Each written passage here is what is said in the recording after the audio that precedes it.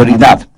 Ahora, si usted es un rebelde, es culpable de alta traición contra el Rey de los cielos, y por lo tanto el Rey nunca le otorgará la autoridad del reino. Pero cuando usted se somete a la autoridad de Dios, Él le dará increíble autoridad. Pero no solo debe estar bajo la autoridad del señorío de Cristo, sino también bajo la autoritaria palabra de Dios, la Biblia.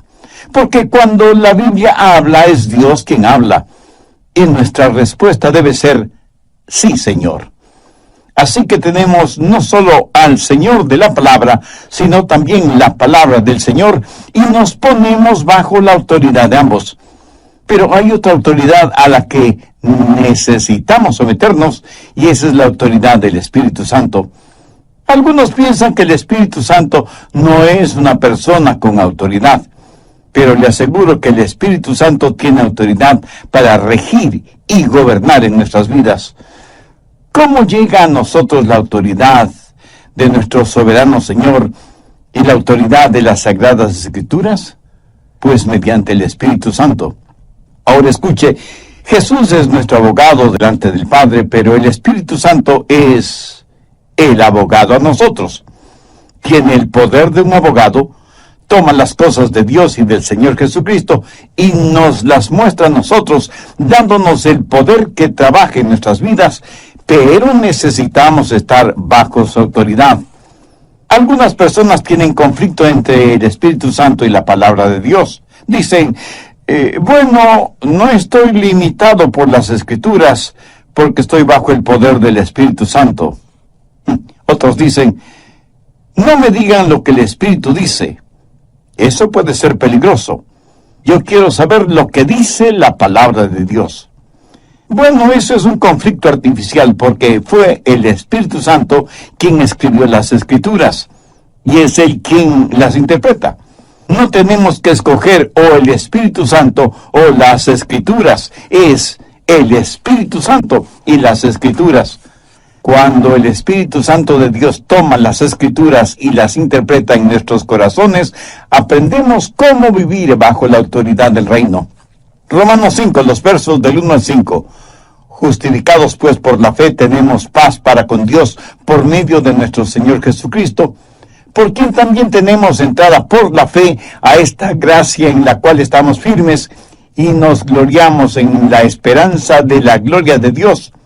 Y no solo esto, sino que también nos gloriamos en las tribulaciones, sabiendo que la tribulación produce paciencia, y la paciencia prueba, y la prueba esperanza, y la esperanza no avergüenza, porque el amor de Dios ha sido derramado en nuestros corazones por el Espíritu Santo que nos fue dado. Quiero que note bien la última parte del verso 5, porque el amor de Dios ha sido derramado en nuestros corazones por el Espíritu Santo que nos fue dado. Significa que es el Espíritu Santo que toma las cosas de Dios para dárnoslas. Una de esas cosas es el amor de Dios demostrado en el Calvario. Ahora demos un pequeño salto hasta el verso 17. Pues si por la transgresión de un solo reinó la muerte, mucho más reinarán en vida por uno solo, Jesucristo, los que reciben la abundancia de la gracia y del don de la justicia. Hay 4 palabras muy importantes en este verso. La primera es uno, la segunda es reinar, la tercera, mucho, y la cuarta es más. Las palabras 3 y 4 van juntas, mucho más. Varias veces en los primeros versos del capítulo 5 se hace referencia a la palabra uno y sus derivados. Por ejemplo, el verso 12 dice, como el pecado entró en el mundo por un hombre. Verso 15, por la transgresión de aquel uno murieron muchos. Verso 16, a causa de un solo pecado para condenación. Verso 17, si por la transgresión de uno solo reinó la muerte, mucho más reinarán en vida por uno solo, Jesucristo. Verso 18. Como por la transgresión de uno vino la condenación, por la justicia de uno vino a todos los hombres la justificación. Verso 19. Por la obediencia de uno, los muchos serán constituidos justos. En cuanto a la palabra reinar, verso 14, no obstante reinó la muerte. Verso 17, si por la transgresión de uno solo reinó la muerte, mucho más reinarán en vida por uno solo. Verso 21, así como el pecado reinó para muerte, así también la gracia reine para vida eterna. El reinar significa gobernar, tener autoridad. Así que las dos palabras claves hasta este momento son uno y reinar. Veamos ahora esas dos palabras, mucho más, verso 9, pero mucho más estando ya justificados en su sangre.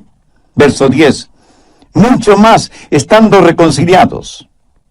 Verso 15, abundaron mucho más para los hombres la gracia. Verso 17, mucho más reinarán en la vida. Y verso 20, mas cuando el pecado abundó, sobreabundó la gracia. Ahora, ¿qué significa todo esto? Pablo está diciendo que hay dos reinos, el reino de la luz y el de la oscuridad. Hay el reino de Dios y el reino del diablo, el reino de la vida y el reino de la muerte. Y que hay dos hombres asociados con cada reino, Adán y Jesús, y que cada uno de nosotros pertenecemos a uno de esos reinos, al de Adán y el reino de la muerte, o al de Cristo y el reino de la vida. Y nos guste o no reconocerlo, pertenecemos a uno de esos reinos. Veamos nuevamente el verso 17. Pues si por la transgresión de uno solo reinó la muerte, mucho más reinarán en vida por uno solo, Jesucristo, los que reciben la abundancia de la gracia y del don de la justicia. Ahora, cuando usted sale del reino de Adán y viene a Jesús, usted tendrá más en Jesús que lo que perdió en Adán. Esa es la razón por la que Pablo enfatiza la frase mucho más. Y alguien a lo mejor me pregunte, pastor, ¿qué es lo que perdimos en Adán y qué es lo que ganamos en Cristo? ¿Qué debemos hacer al respecto? Bien, primero, ¿qué perdimos en Adán?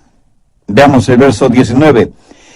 Porque así como por la desobediencia de un hombre los muchos fueron constituidos pecadores, así también por la obediencia de uno los muchos serán constituidos justos.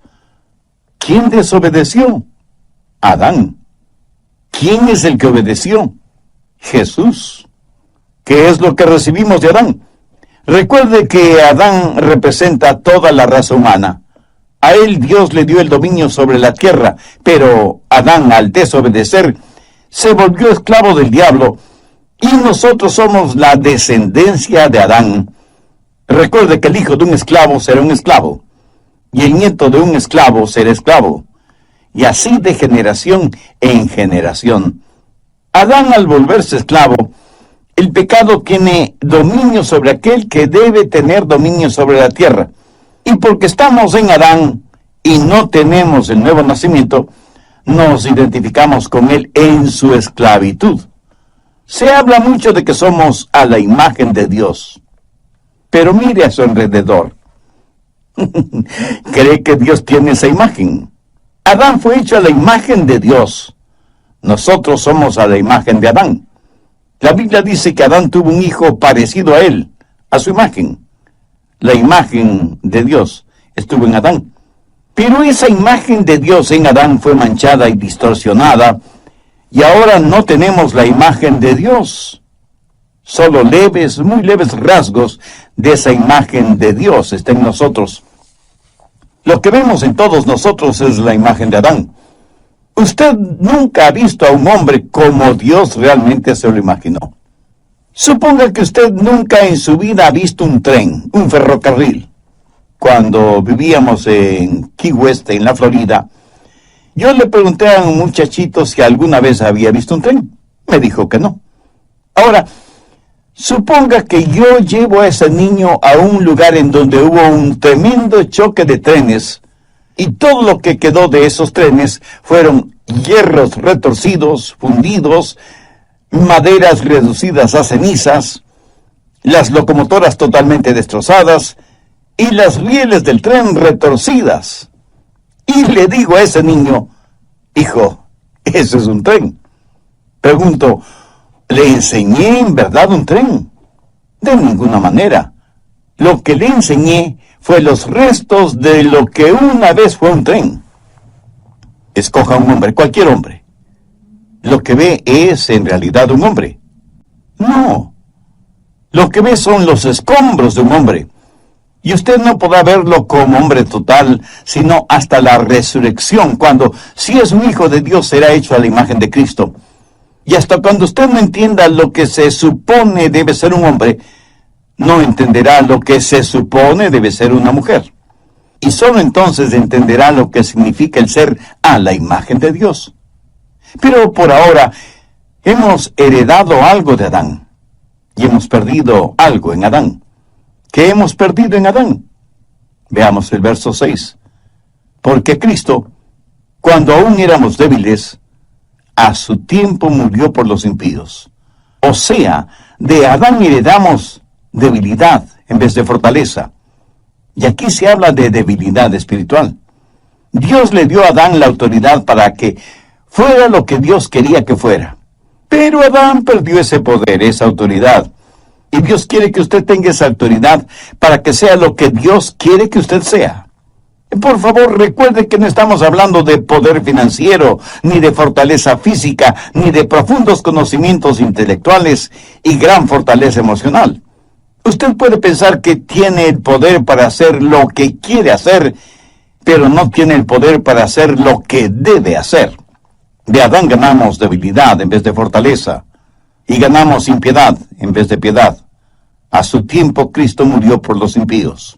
Ahora el ser impío no significa ser vil. Sencillamente significa no ser como Dios. No significa que usted es un asesino, un violador, sino que usted desconoce lo que es la piedad, la bondad. ¿Sabe cuál es el problema con muchos de nosotros? Que nosotros mismos nos medimos, nos valoramos. En Proverbios 26:12 leemos, «Has visto hombre sabio en su propia opinión, más esperanza hay del necio que de él». Pero, ¿qué es lo que hacemos? Nos miramos a nosotros mismos y tenemos nuestros propios estándares. Y eso, de acuerdo a la palabra de Dios, no es sabio. ¿Ha notado que casi nunca nos comparamos con alguien que es mejor que nosotros? ¿Por qué? Porque saldríamos perdiendo. Pero nos comparamos con alguien inferior a nosotros. ¿Por qué? Porque siempre saldremos ganando. ¿Ha escuchado la frase, yo soy tan bueno como sutano mengano? Pero nadie es lo suficientemente honesto y valiente para decir, yo soy tan malo como sutano o mengano. Lo que el hombre hace a veces es compararse con otros que sabe son más malos que él. Y estirándose con satisfacción dice, soy una persona buena. Pero el estándar es el que Dios tiene para nosotros, no el que nosotros mismos nos imponemos. ¿Sabe usted lo que es el pecado? Busque Romanos 3:23, por cuanto todos pecaron y están destituidos de la gloria de Dios. ¿Sabe lo que es el pecado? Es la diferencia entre usted y la gloria de Dios. La Biblia claramente dice que somos malos cuando deberíamos ser a la imagen de Dios. ¿Qué más hemos recibido de Adán? Veamos Romanos 5, los versos 7 y 8. Ciertamente, apenas morirá alguno por un justo. Con todo, pudiera ser que alguno osara morir por el bueno. Mas Dios muestra su amor para con nosotros en que siendo aún pecadores, Cristo murió por nosotros. ¿Sabe cuál es el estándar de Dios para usted y para mí? Absoluta perfección. ¿Hay alguien entre nuestros oyentes que se crea perfecto? Bueno, tenga cuidado cómo contesta, porque eso sería la primera muestra de imperfección. La Biblia dice que el pecado es la transgresión de la ley. Si alguna vez usted ha roto una de las leyes de Dios, usted es un pecador, aunque usted no lo piense así, porque no ha roto todas las leyes de Dios. Cuando un policía le detiene por una violación de tráfico, ¿cree que le servirá de algo que le diga al policía, todas las otras leyes de tránsito que no ha quebrantado. El apóstol Santiago dice, porque cualquiera que guardare toda la ley, pero ofendiere en un punto, se hace culpable de todos. ¿Me dice que no entiende esto? Bien, solo suponga que usted está suspendido sobre un ardiente fuego y se sostiene con una cadena de 10 eslabones. ¿Cuántos eslabones de esa cadena deben romperse antes de que usted caiga en el fuego? Solo uno. Solo uno. Es pues el pecado, la transgresión, la violación, el quebrantamiento de la ley de Dios. Pero pecado no es solo hacer lo que no debe hacer, sino dejar de hacer lo que sí debe hacer. El apóstol Santiago lo dice muy claramente, al que sabe hacer lo bueno y no lo hace, le es pecado. ¿Hace usted siempre lo que piensa que debe hacer? Dios no solo nos encuentra culpables porque lo que hacemos es incorrecto, sino también cuando fracasamos en hacer aquello que es bueno. O sea, somos culpables no solo por los pecados de comisión, sino también por los pecados de omisión. Pero también somos pecadores cuando no creemos en Dios, cuando no tenemos fe. Mire lo que dice Romanos 14:23. Todo lo que no proviene de fe es pecado. Me dice que usted tiene perfecta fe y que nunca ha dudado de Dios, que nunca ha hecho nada sobre lo que tiene dudas. Escuche nuevamente lo que dice la Biblia. Todo lo que no proviene de fe es pecado. Tener fe en el Señor Jesucristo es el requisito divino para ser salvo. ¿Y usted en quién tiene depositada su fe? La incredulidad es el más grande de todos los pecados, que le condenará y mandará su alma al infierno. No hay pecado peor que el apuntar el revólver de la incredulidad hacia la cruz y disparar. Pero la Biblia enseña algo más sobre el pecado, y quiero que me oiga con mucha atención. La palabra de Dios enseña que la bondad humana es un pecado. Por favor, no comience a tirarme piedras espirituales hasta que no termine de explicar este punto. ¿De acuerdo? Busque Proverbios 21:4. Altivez de ojos y orgullo de corazón y pensamiento de impíos son pecado. ¿Qué quiere decir esto? Quiere decir que cuando un hombre con arrogancia pone el arado en la buena tierra de Dios, cuando toma la semilla que germinará, porque hay un milagro encerrado en cada semilla, y la pone en la tierra, y de esa pequeña semilla surge la vida, y el sembrador depende de la lluvia de Dios para que las semillas germinen, y sin embargo en su arrogancia y orgullo nunca da gracias a Dios, de quien proviene toda dádiva perfecta. Eso es altivez de ojos y orgullo de corazón y pensamiento de impíos. ¿Son pecado? Todo lo que un hombre no salvo hace sin Dios es pecado y contamina todo cuanto toca. Escúcheme, la bondad humana es la peor maldad cuando se vuelve un sustituto de la fe y del nuevo nacimiento. Permítame repetir esto para que lo comprenda muy bien.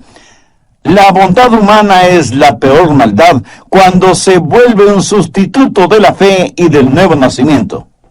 Bien, guarde sus piedritas espirituales para otra ocasión. ¿Qué es lo que recibimos de Adán? Debilidad, maldad, pecaminosidad, ira en vez de aprobación. Volvamos a Romanos 5:9. Pero mucho más, estando ya justificados en su sangre, por él seremos salvos de la ira.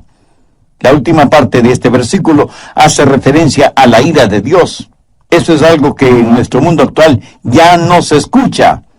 Pero existe la ira de Dios. Y la ira de Dios significa condenación. La gente tiene varias ideas de lo que les sucederá a los pecadores muertos en Adán. Pero la Biblia dice que en Adán todos mueren. La Biblia no enseña la reencarnación, ni que hay otras oportunidades de salvación después de la muerte. Tampoco enseña el aniquilamiento. O sea que usted cuando muere simplemente se desintegra. Y ahí termina todo. La Biblia tampoco enseña que la salvación es universal y que eventualmente todos los seres humanos serán salvos, sea que crean o no, sea que tengan fe o no. Desde ese punto de vista, hasta los más acérrimos ateos se salvarán, aunque no quieran ser salvos. En cambio, la Biblia sí enseña que si usted muere fuera de la hora redentora de Cristo, si muere como un hombre natural, si muere en Adán, con seguridad tendrá que enfrentar el justo juicio de Dios. Será procesado, encontrado culpable y condenado al infierno. Yo no sería un buen siervo de Dios, yo no sería un buen amigo suyo, si no le dijera estas cosas. ¿Qué más recibimos de Adán? Guerra en vez de paz. Mire el versículo 10. Porque si siendo enemigos fuimos reconciliados con Dios. ¿Sabía que si usted está en Adán es enemigo de Dios? ¿Sabe lo que es el pecado? Pecado es la más alta traición contra el Rey del cielo. Pecado es el puño cerrado en el rostro de Dios. Y si alguien me dice, pastor, yo no soy enemigo de Dios. Tal vez no sea salvo, pero no soy enemigo de Dios. Es cierto que no he entregado mi corazón a Cristo, pero no soy enemigo de Dios. Bueno, ¿qué es lo que Jesús tiene que decir al respecto? Busque Mateo 12:30. El que no es conmigo, contra mí es. Y el que conmigo no recoge, desparrama. Una de dos cosas. O está con Cristo, o está en contra de Cristo. No se puede ser neutral en este asunto. Pilato trató de serlo y fracasó miserablemente. Si usted que me está escuchando no está 100% por Cristo, está 100% en contra de Cristo. Y todo esto lo recibimos de Adán. Ahora estoy seguro que alguno de ustedes dirá, no me gusta eso. ¿Por qué yo debo ser responsable por lo que Adán hizo? Y a decir verdad, lo que Adán hizo no tiene absolutamente nada que ver conmigo. Oiga, ¿de verdad piensa de esa manera? Permítame hacerle una pregunta. Si Adán no hubiera tenido hijos, ¿dónde estaría usted?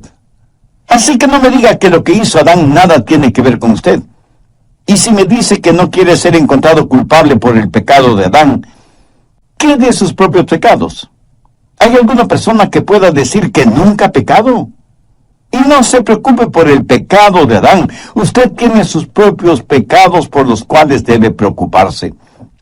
Si usted hubiera estado en el lugar de Adán, le puedo asegurar que hubiera hecho lo mismo que él hizo. Y si me pregunta, ¿es Dios justo dejándonos sufrir por el pecado de Adán? Le respondo que Dios no solo es justo, sino que es misericordioso y sabio. Ahora, porque fuimos condenados por un hombre, podemos ser salvados por un hombre. Escúcheme, si no estuviéramos en Adán, nunca podríamos estar en Cristo.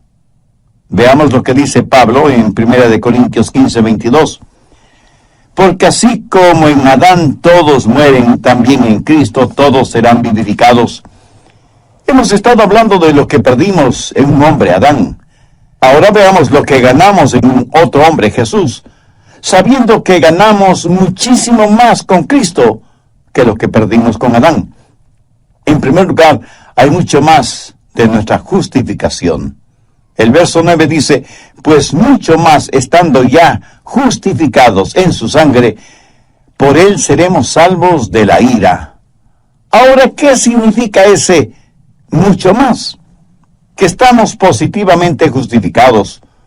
Cuando pensemos en la cruz, debemos recordar tres palabras: justicia, misericordia y gracia.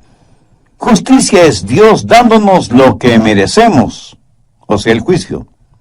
Misericordia es Dios no dándonos lo que merecemos. Y gracia es Dios dándonos lo que no merecemos. Estas tres palabras las encontramos en el Calvario. Cuando mis pecados fueron puestos sobre el Señor Jesús, la justicia de Dios fue satisfecha. La culpa de mi pecado fue pagada totalmente.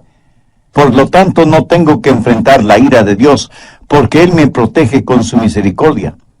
Pero entonces, cuando Él me justifica, me otorga su gracia. Y todo esto por medio del Señor Jesucristo. Ese es el significado del mucho más de nuestra justificación.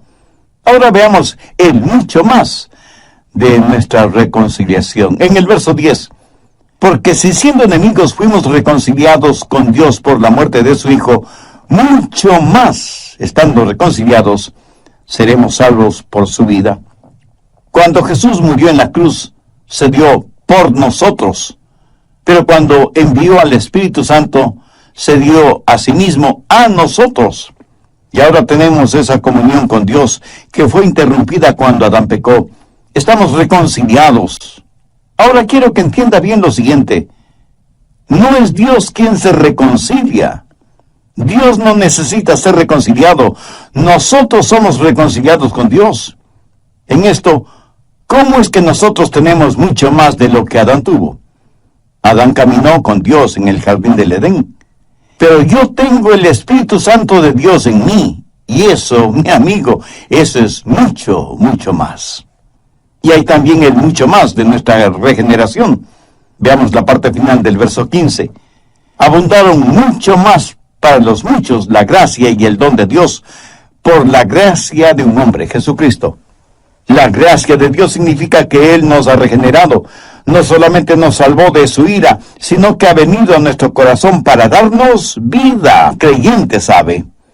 Él nunca conoció, hasta que fue redimido, lo que usted y yo como hijos de Dios conocemos. Yo personalmente prefiero vivir en Romanos 5 que en el jardín del Edén, porque es el mucho más de nuestra regeneración. Pero también tenemos el mucho más de la justicia. Veamos nuevamente el verso 17. Pues si por la transgresión de uno solo reinó la muerte, mucho más reinará en vida. Recuerde, Adán fue culpable, pero nosotros somos positivamente justos. Cuando Adán pecó, ese pecado fue puesto en su cuenta. Si yo peco, ese pecado nunca estará en mi cuenta. Y alguien pensará, bueno, si yo creo, puedo salvarme y seguir pecando todo lo que quiera. En términos generales, pecamos todo lo que queremos pecar y hasta más de lo que queremos pecar. Por eso necesitamos un querer nuevo, y solo lo podemos tener si nacemos de nuevo. ¿Está listo para recibir una bendición? Entonces busque Romanos 4:5. Mas al que no obra sino cree en aquel que justifica al impío, su fe le es contada por justicia. No hay nada que usted pueda hacer grande o pequeño para poder salvarse. Usted debe poner su fe en el Hijo de Dios, y cuando así lo hace, Dios dice, tu fe te es contada por justicia. El apóstol Pablo, citando uno de los salmos del rey David, dice, bienaventurado el varón a quien el Señor no inculpa de pecado. Ahora, ¿qué significa la palabra inculpar? Significa el poner algo en su cuenta. Cuando usted es un hijo o una hija de Dios, Él pone justicia en su cuenta personal.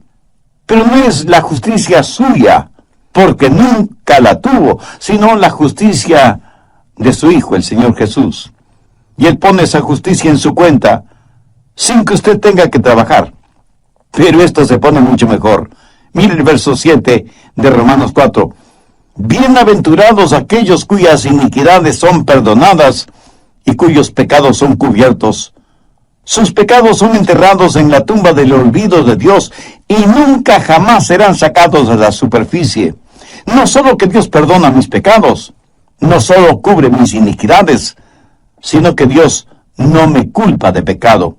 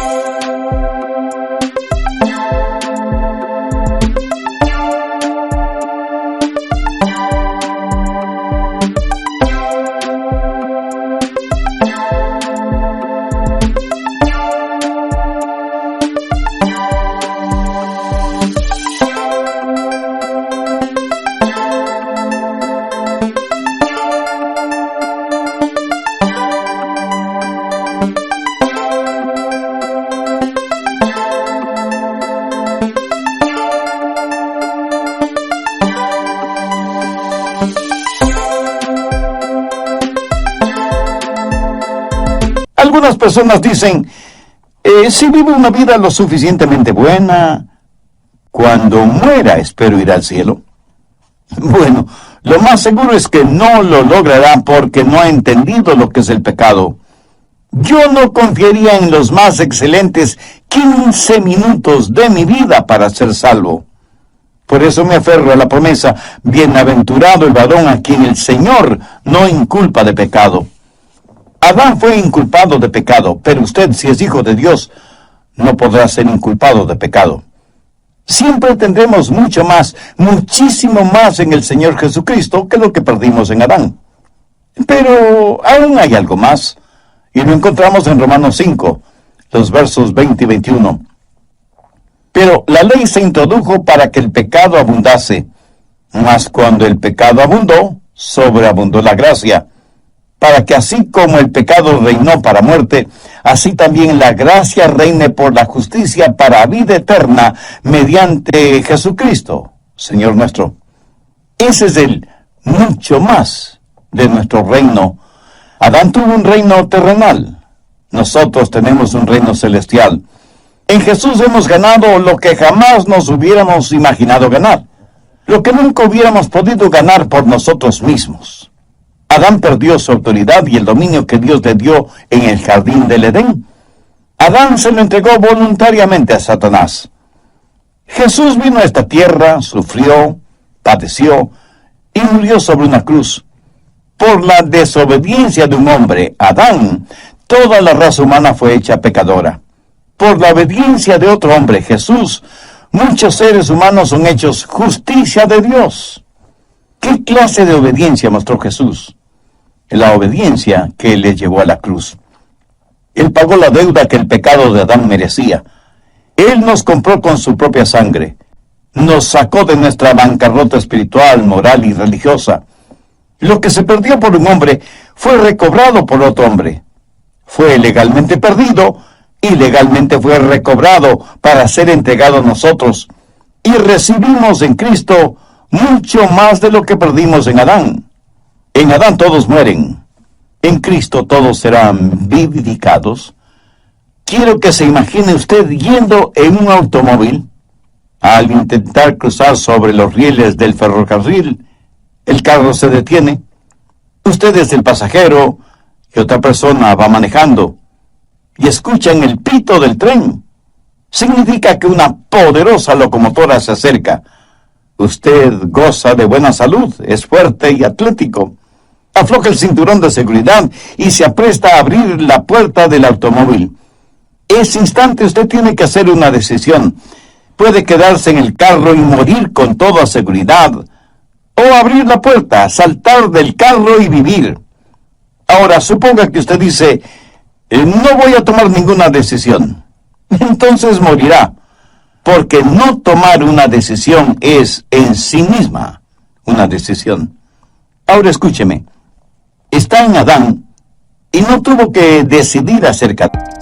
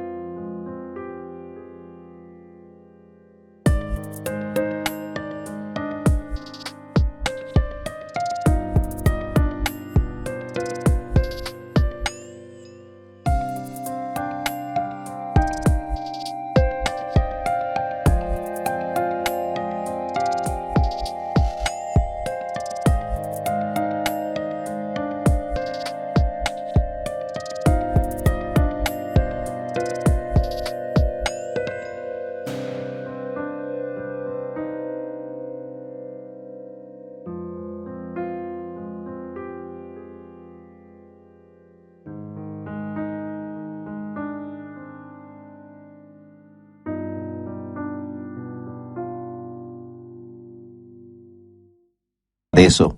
Es de la descendencia de Adán. Y en Adán todos mueren. ¿Sabe cuál es la decisión que debe tomar ahora? Debe decidir por Cristo. Pero esa es su decisión. Y si no toma la decisión correcta, está decidiendo morir. Usted ya está bajo condenación de muerte. Usted ya está en Adán. Y lo que debe hacer, y Dios me ha permitido que se lo diga por medio de este programa, es hacer una decisión por Cristo. Cuando usted toma la decisión por Cristo, está decidiendo por la vida abundante y eterna. Y recuerde que en relación con Cristo, nadie puede ser neutral. Jesús dijo, el que no es conmigo, contra mí es, y el que conmigo no recoge, desparrama. Si usted desea hacer una decisión por Cristo, la puede hacer ahora mismo. Le voy a guiar en una pequeña oración para que usted la diga con sus propias palabras. Recuerde que orar es conversar con Dios. Si quiere puede orar en voz alta o en voz baja o silenciosamente si lo prefiere. A Dios no le impresionamos ni por el volumen de nuestra voz, ni por el dominio gramatical del idioma. Sencillamente diga, querido Dios, me acerco a ti, reconociéndome pecador y perdido, necesitado de tu perdón y guía. No vengo en busca de tu juicio, sino de tu gracia.